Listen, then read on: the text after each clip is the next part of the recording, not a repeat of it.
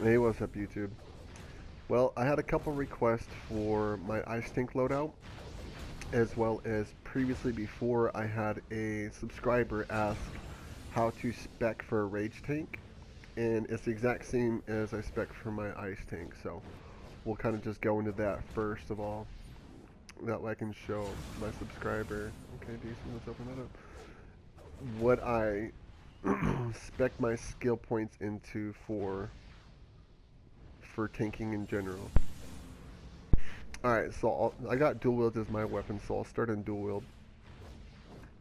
So basically, I always go for dominance first.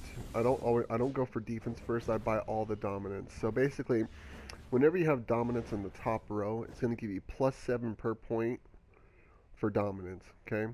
Another example would be dominance in a second row. Let's find a second row dominance here. Dominance in the second row. So this would be the second row here, right? So second row dominance will give you +2. So you always want to buy the first row in every tree for the dominance, okay?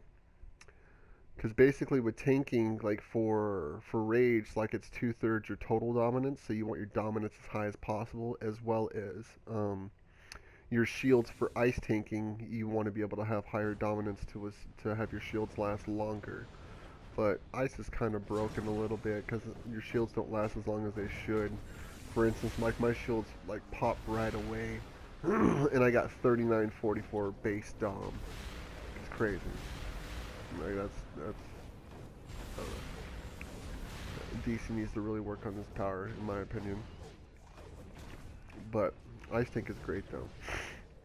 I like ice tanking though. Ice tanking's fun. All right, so I always buy all the way down until I get to the first row in every single one that has dominance. See how I didn't buy the bow? See how dominance is not in this top row or the second row? There's no dominance there. See that? That's why I didn't even open this tree. Why even bother opening that tree when it doesn't even benefit you? Okay. So next tree that I would be going into would be brawling. I bought one in brawling. Dual pistol. I got dominance in the second row, so I bought the defense, and then dom, and then I bought the health to get to the bottom, to get the extra health, which is 50 health per point, as well as 7 dominance. Hand blaster. I got the dom here. See, I didn't go any further. There's nothing else in this tree to spec into downward. And what I do based upon what I weapon mastery out of, like weapon mastery, I don't necessarily talk about the weapon mastery up here. When I'm talking about weapon mastery purchases, it's the bottom row. Okay? So you want to be able to purchase 21 in the tree to get to the bottom. But let's say I purchase 3 here and 3 here, there's 6, and then I buy another 6 here, that'll open up the bottom row, and then I'll buy the 3 here. So every tree that I purchase a top row and then I purchase a second row, so when I invest in the top row and I invest in my second row, I always go to the bottom in those trees because you're already putting that much more skill points into the tree. Why split up and go to another tree to buy all the way to the bottom and spend more skill points when you've already invested in the second row? Why not just go ahead and, you know, dedicate yourself to the bottom row because you've already dedicated yourself to the second row? It'd be a total waste of skill points to not do that. Okay, so that's just a tip when you're specking. So if you buy the top row but not the second row, there's no point in being like, oh, I'm gonna weapon master this one. Well, what's the point? There's nothing in the second row for me to go to. You see what I'm saying? There's nothing that's gonna benefit me in the second row, tank wise, per your skill points, I should say. But let's say you got 212 skill points. I mean, that's a different story. Yeah, buy some vit or buy some power, and you know, then buy down. And, you know, that's a different story. I'm talking about just the overall skill points to be, you know, beneficial to yourself as well as to the power, you know, consumption when you're purchasing the skill points. So that's pretty much it on the skill trees going down. I'll just kind of go down these skill trees so you can see what I purchased. I didn't purchase martial arts. There's nothing in here. One-handed. Rifle. I mean, you can pause the video at any time to go down and take a look. I'll go back over the first 2 ones. I don't know if I actually showed you everything in those ones, but I'll cover it for you, just in case I missed scroll down portion on that tree. So I'll go back over to the next couple again. Dual wield. Bow. Didn't purchase bow. Brawling.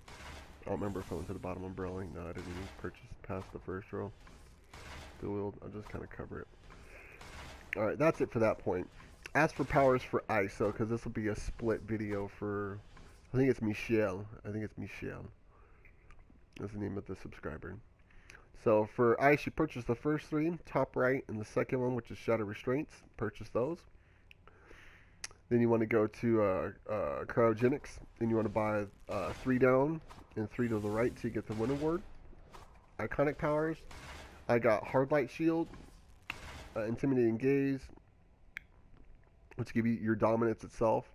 I got defense and health. So that's what I purchased. Typically I would go for power, but in this case I didn't because I wanted to get the defense and health. Okay. Loadouts. My tank loadout, this is what I'm running. Reflection, Winter Ward, Inescapable Storm, Cold Snap, Shadow Restraints, Bitter Winds. Sometimes I'll swap out Bitter Winds for Frost Snipe if I'm doing like Throne or something and I need to get one particular boss. You'll use that one right there. Or I'll actually pop in my Hard Light Shield and you'll have an additional shield. Alright, because in your hands, the hand mod from the base, it's got regenerative shielding, which heals yourself. That's a plus. As for Frost Snipe, I would almost recommend not using Frost Snipe anymore because when you hit your ad with the Frost Snipe, sometimes it freezes the ad in a block of ice, which is completely retarded. So, what I would recommend doing is sacrificing one of your let me go back to the powers. Sacrificing one of the iconic powers that you purchase here. So let's say instead of Hard Light Shield, don't purchase that. Purchase where's it at? Mesmerizing Lasso. There it is right there. Because see, it says tank roll taunts a single target to attack you instead of others. The effect is more powerful and will not be broken by any standard tank roll taunt. Okay, that means if someone hits Inescapable Storm and I hit Mesmerizing Lasso, I'm gonna get that ad. But the only thing is between Mesmerizing Lasso and your Frost Snipe, you shoot and it hits them, and then you gotta wait for him to turn around and come to you. Mesmerizing Lasso is an actual pull. Okay, plus it's a stun. So it says lasso an enemy and pull them towards you, grounding, stunning, and causing damage over time. Right then and there. That tells you plain and simple. Don't use Frost Snipe anymore. Use Mesmerizing Lasso in your loadout, and you'll do great pulls. It'll be an instant pull. So let's say you're in Throne, you're trying to get that one particular ad that you're beating up. I can't think of the name right now because I'm trying to talk quickly with whatever time I got left in the video. You'll snatch up the essence. You'll snatch up the essence with the Mesmerizing Lasso. It'll pull it straight to you. So let's say the essence is in that group of ads. You lost control of the essence and it's with Ares and all the ads. You hit Mesmerizing Lasso, snatch him right out of the audience right there. Pull him straight to you. He's stunned, so you can start beating him up while he's stunned. And then you could possibly, knock him in the air, get him off the ground, so that way you can do like a 6-hit combo or anything like that to do some heavy damage on him while he's in the air, stunned, and while you're beating him up. So, I mean, that's just what I would do. Alright, so some powers. We're going to cover some tank powers for you here. I'm going to show you what powers I pop first and why. So let's say a lot of people go Reflect first, and then they'll go, they'll pop Bitter Winds. Alright, that's like old school type stuff. I don't recommend that, okay? I use Cold Snap in my loadout because in order to get Ice Armor, you have to have 5 consecutive chill effects, okay? The only thing in Ice that you get chill effects from is Reflect, Cold Snap, and Ice Bash. Ice Bash is what the DPS uses to imbue their weapon for more damage, okay? So I use Cold Snap because Cold Snap is actually a 10% resistance to, for the immunities, 10% control resistance. So that's a definite plus. Plus, instead of a lot of people, they only use Reflect. You have to do 5 Reflex to get Ice Armor. Me, I only have to do 2.5 rotations to get Ice Armor. So I basically, pop those two, pop those two, pop those two, and then pop Reflect, and then I got Ice Armor. But here's my rotation. If you try to do it like this, like if you do, Reflect with Cold Snap, so you're only getting a single tick on an ad, not really doing anything. Okay. If you did Bitter Winds by itself, it's just you're just gonna get single ticks, See how it's just single ticking them? I'm going to show you a trick on how to use how to buff yourself as high as possible with resistances, as well as get double ticks on the ads. So if you pop Bitter Winds, Reflect, Cold Snap all back to back, like that, see how I'm getting double ticks? Okay, I had double ticks there for a couple seconds, but if you have a group of ads, it's going to go double tick, double tick, double tick, and it's going to keep double ticking. And also if you hit Shadow Restraints and then pop these two, you're going to get, see all those ticks? See how fast it's going? You're going to keep all those ticks on the ads and keep that aggro on you, okay? Because basically Bitter Winds applies Frostbite to the ads. When you apply Frostbite back to back with chill effects, whether you're DPSing or tanking, you're going to get double ticks. So that's just a tip for you for DPS roll as well. So you always do Frostbite. Look at that. Beautiful. Now if I just did Reflect with Cold Snap, it wouldn't do that. And I'll show you as soon as the cooldowns initiate themselves here for me to go. If we go again here. See how it stopped? You're not getting multiple ticks. So that's just another thing for you. Basically, your two immunities is Shadow Restraints, and it's going to be Winter Ward. Those are your two immunities, as well as shields. Shadow Restraints reflects damage. Cold Snap reflects damage. Bitter Winds reflects damage. Reflect reflects damage. So the entire loadout I have is a reflecting loadout, as well as everything is control resistance. It gives you plus 10 control resistance. So you definitely want to utilize this loadout. I use Tombot or Skeets in my loadout. Gives you plus 5% to your total health. You cannot buff them with a health trinket. So don't think you're going to pop this trinket and it's going to do something. It's not. It's not going to buff. Or if you hit that trinket first, then Tombot, it's not going to work. They cancel each other out, so don't do that. Okay. I always keep a breakout trinket. So I have 3 immunities. Say I pop 3 immunities back to back and I'm flashing.